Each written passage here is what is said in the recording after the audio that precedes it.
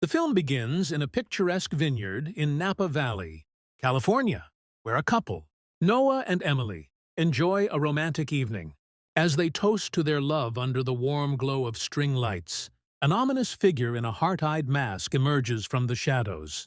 Before they can react, the masked killer slashes Noah's throat, his blood splattering onto Emily's face. She screams and tries to run, but the killer swiftly grabs her, whispering, "Love hurts," before plunging a knife into her chest. A quick montage follows, showcasing several brutal killings across different cities, at a spa in Arizona, a hotel in Texas, and a candlelit restaurant in New York, establishing the legend of the Heart Eyes Killer, a ruthless serial murderer who strikes every Valentine's season. The latest killings bring him to Seattle. In Seattle, we meet Allie McCabe, Olivia Holt, a creative designer for a high-end jewelry company. Allie is sharp, independent, and passionate about her work, but she's also cynical about love after a recent breakup with her ex-boyfriend, Eric. She's thrown herself into her job, but her latest campaign, a series of jewelry ads, featuring couples with tragic fates, gets harsh criticism from her boss, Crystal Kane, Michaela Watkins. Crystal believes Allie's work is too bleak, and that she's projecting her heartbreak into the campaign. As a result, Allie is forced to collaborate with Jay Simmons, Mason Gooding, Adi Tutradkind Hikijos, a talented and well-known designer. Allie is reluctant, remembering a brief but awkward encounter with Jay at a coffee shop months ago. That evening, Allie and Jay meet at a cozy restaurant to brainstorm ideas. What starts as a professional meeting quickly turns into a deep, flirtatious conversation about love, art, and fate. Jay teases Allie about her cynical view on romance, while she playfully challenges his optimistic outlook. As they leave, standing under the glow of streetlights, Jay leans in and they share a hesitant yet electric first kiss. Unbeknownst to them, the Heart Eyes Killer watches from the shadows, gripping his knife tightly. The camera lingers on his eerie heart-shaped mask as he tilts his head, seemingly intrigued by Allie. As Allie and Jay take a cab home, their driver suddenly goes silent. A chilling voice from the back seat whispers, "Love is blind." Before they can react, the driver's throat is slashed by Heart Eyes, who had been hiding in the car. The cab swerves and crashes. Jay is knocked unconscious, but Allie manages to crawl out. She stumbles into a nearby park and hides among the colorful lights of a carousel. The haunting melody of the ride plays as the masked killer methodically stalks her, his heavy breathing echoing.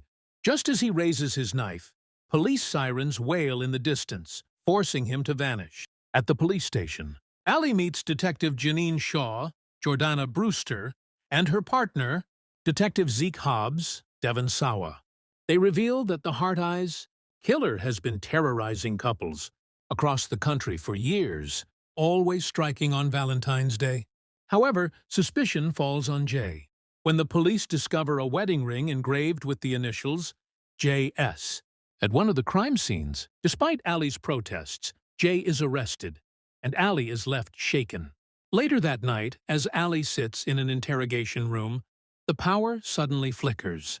A chilling silence fills the station. Then gunshots and screams echo down the hall. The security cameras reveal Heart Eyes rampaging through the station, killing officers with brutal precision. Jay, still handcuffed, begs Allie to help him. In the chaos, she steals a set of keys and frees him. Together, they escape through the station's back exit, narrowly avoiding the killer. Jay and Allie take refuge at an abandoned drive-in theater, where a special Valentine's horror marathon is playing. But their relief is short-lived. Heart Eyes arrives, turning the romantic event into a bloodbath. He slashes his way through couples, leaving bodies in his wake. Allie and Jay fight back, using a broken film reel as a weapon. In a final confrontation, they stab the killer and rip off his mask, revealing a man they don't recognize. Before they can get any answers, the man collapses and dies. As sirens blare, they believe the nightmare is finally over. A few days later, Allie prepares to leave Seattle, hoping to move on. However, she receives a cryptic phone call from Heart Eyes, telling her to meet him at a chapel if she wants to save Jay. Terrified but determined, Allie arrives at the dark, candlelit chapel, only to find Jay tied to a chair. Suddenly, two figures step forward. One, Detective Jeanine Shaw. Two, her husband, David Shaw, Yosin An, the IT technician Allie had briefly met earlier. Jeanine and David confess that they have been working together as the Heart Eyes killer. The unknown man Allie and Jay killed at the drive-in, just a scapegoat. Jeanine and David, deeply twisted and codependent, had turned murder into their ultimate act of love, killing couples as a way to test their own toxic relationship. They give Allie a sadistic choice: kill Jay or kill herself. Instead of playing their twisted game, Allie fights back. She manages to grab a hidden knife and stab Jeanine, but David lunges at her. A brutal struggle ensues, ending with Allie shooting David in the head.